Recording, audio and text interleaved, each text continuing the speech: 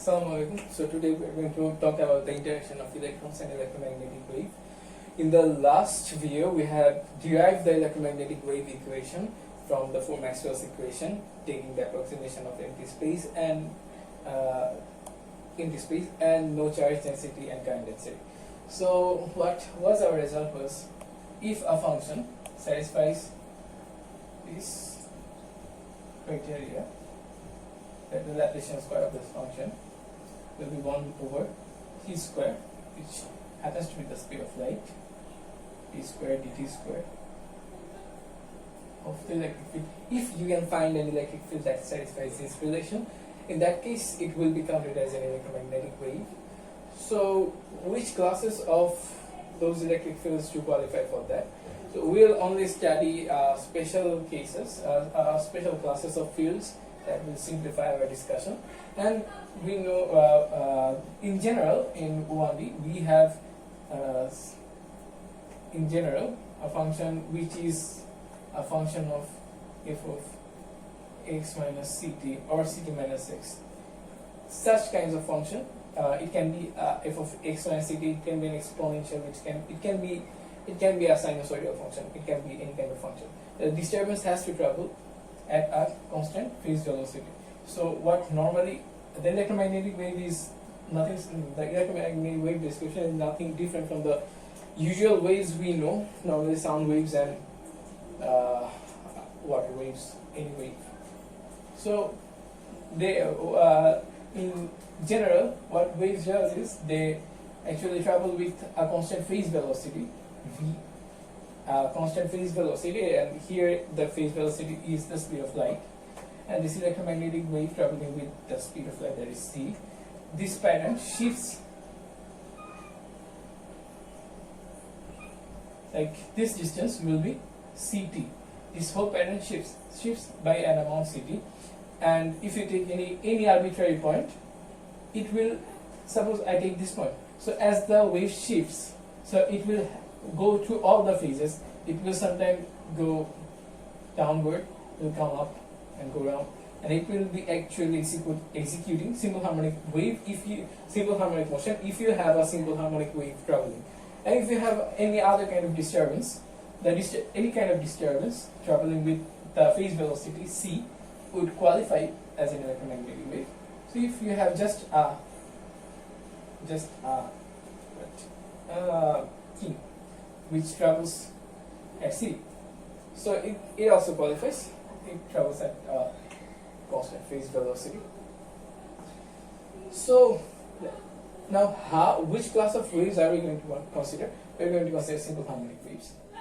Such waves have the form E0 sine 2 pi over lambda ct minus x, etc.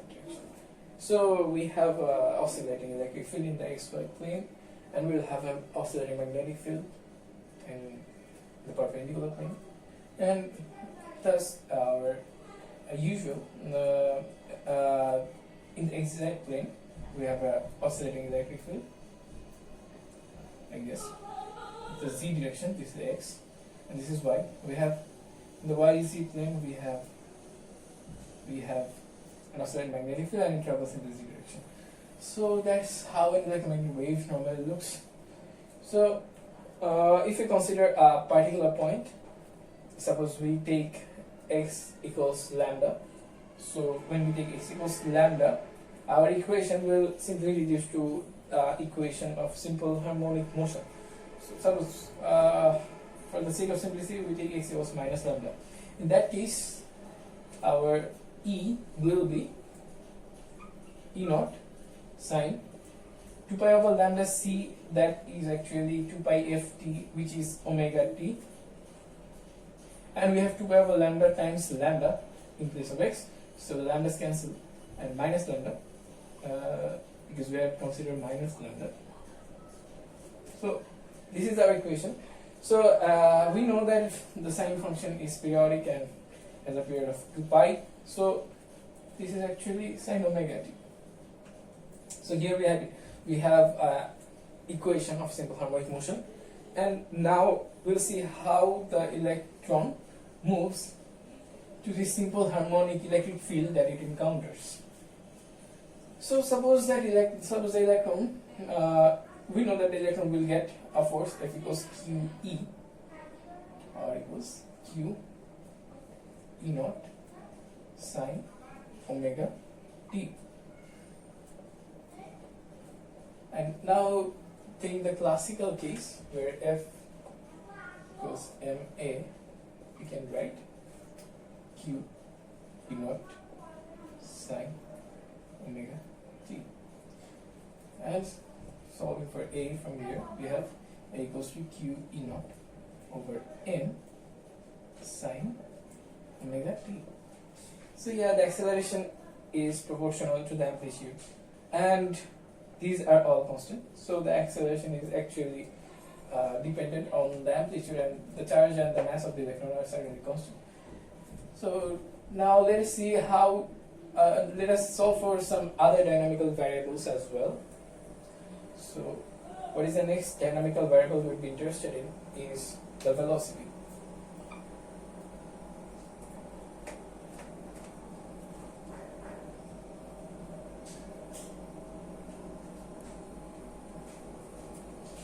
So the velocity as a function of time would be v naught, the initial velocity v of some arbitrary t equals to v naught plus integration a dt from t equals 0 to some time t. So now we'll integrate this separately, since we are having some trouble with the space. So we'll be integrating a dt. So integration a dt is actually q from the limit is t equals 0 to some arbitrary time t, q e naught over m omega integration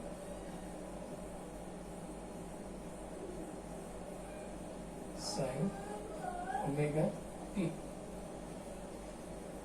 So q e naught over m. Did I miss something? Did I bring some omega out of nowhere? I'm sorry for that. So yeah, q e naught by m. So integrating sine omega t is omega t dt. I have in space. So integrating sine omega t is easy. It's just 1 by omega plus omega t. Taken the limit cos minus cos omega t over omega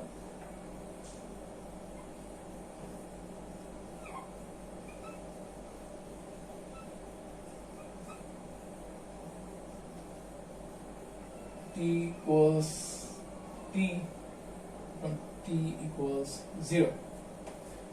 So as we integrate it, we have q e naught over m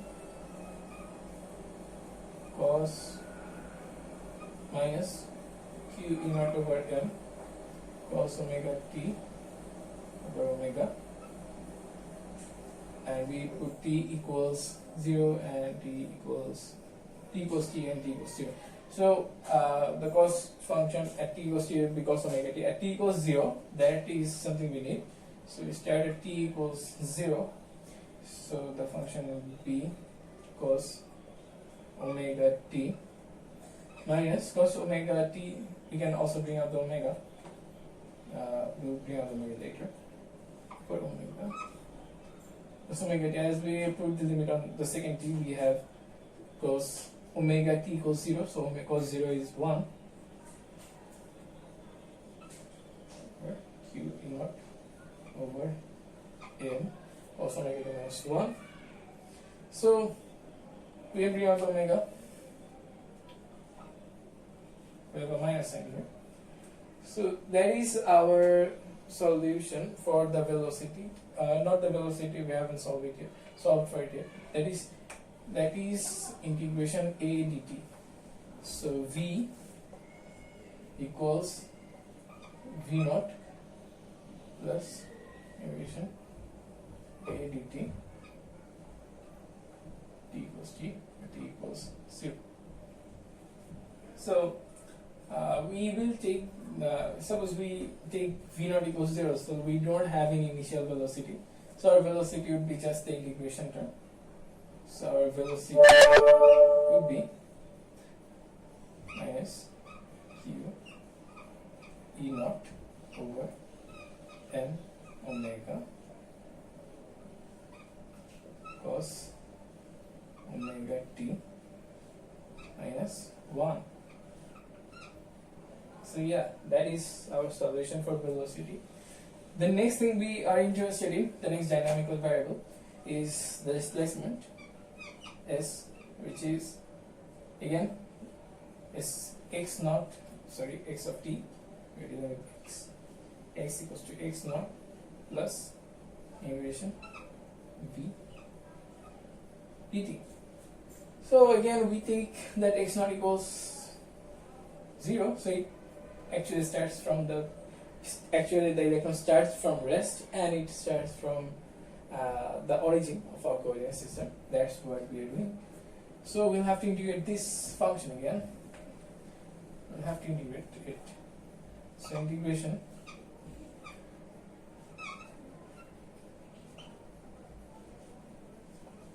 v dt equals minus q e naught over m omega integration cos omega t dt minus q e naught over plus q e naught over m omega. Q e naught, the plus and minus gives a plus, so q e naught over m omega integration dt, since this is a constant. So as we integrate cos omega t dt, the omega term again comes out, and we have sin omega t. So our displacement would be x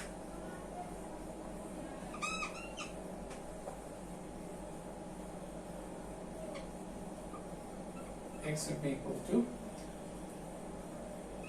q e naught over m omega t,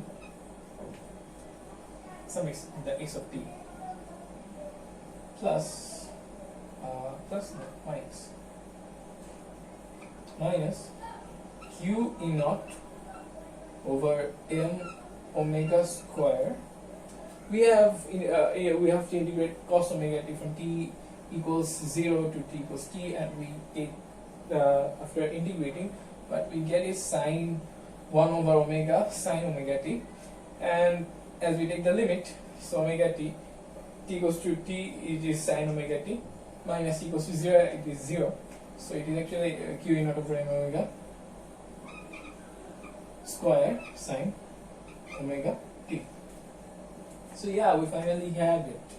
So this is the solution of how the particle displays, or how the electron behaves to some arbitrary electromagnetic sinusoidal electromagnetic wave t. We come to the electronic charge. So yeah, electronic charge is negative e. So everything gets a minus sign, and yeah, it becomes plus e naught over m omega square sine omega t. So yeah, we have two kind of dependence. We have the dependence on the electric field amplitude, and we have the dependence of x of t on the electric field amplitude, and also on the frequency of the wave. We have the dependence 1 over frequency. As the frequency would increase, the displacement should decrease according to this equation. No, like yeah. So we have such a relation where to understand this motion you have to know two things. The first thing is the electron doesn't. This is the equation of simple harmonic motion. That is, this is some amplitude times a sine omega t function. That is simple harmonic motion.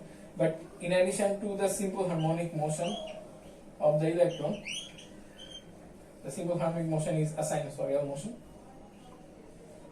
So as a function of t, it looks like this, but in real space, it looks like some arbitrary electron. It just passes through a maximum, minimum, maximum. It executes this kind of motion. So as it executes this motion, it doesn't only oscillates. It also jiggles. It also shifts at a constant velocity. So this wasn't from, and we had taken the initial velocity to be 0. So what we have here is the electron which interacts with the electromagnetic wave. It travels with some constant velocity. It shifts this motion, this simple harmonic motion. It shifts at a constant velocity. That is, the electron executes simple harmonic motion and it shifts at the velocity E naught, E naught over m omega t. So yeah, but we'll see that one more thing to note is why we are interested in. We are not concerned about this part right now. So what we need to consider is the dependence of x on E naught. So we see that we can take the E naught, we can factor out the E naught from these two linear terms, and as we factor out the E naught, what we see is that x of t is actually proportional to E naught. So if these two things are constant, so if you have something of electromagnetic wave of a certain frequency, so even if it doesn't have enough energy at the beginning, or suppose if it doesn't have a high electric field amplitude, in that case the x of t might be 0. Sorry, so x of t would be small. So yeah, but as we keep on increasing the amplitude, which will actually, even if we increase the amplitude, we don't need to change the color, because the color totally depends on the frequency term, and which doesn't change, which we are not changing. But still, we can find, we can cause an electron. Classically, we could have caused an electron to come out of that metallic surface where the electrons are free by just only increasing the electric field amplitude. But we'll see that this description completely fails, and we'll see, we'll go deeper into it, why this eventually led to the birth of quantum. So yeah, there was many other reasons as well. There are many complicated calculations related to the black body radiation, which was the first physical phenomena where the quantum effects were observed. Well, not quantum effects, but I mean there was a need for a modification of this electromagnetic wave theory. But this is somewhere where we would see Einstein explaining the whole thing in a very, very bold and very precise way, just solving the puzzle from Planck's law. So yeah, we'll get to it, but in the next video. So thanks.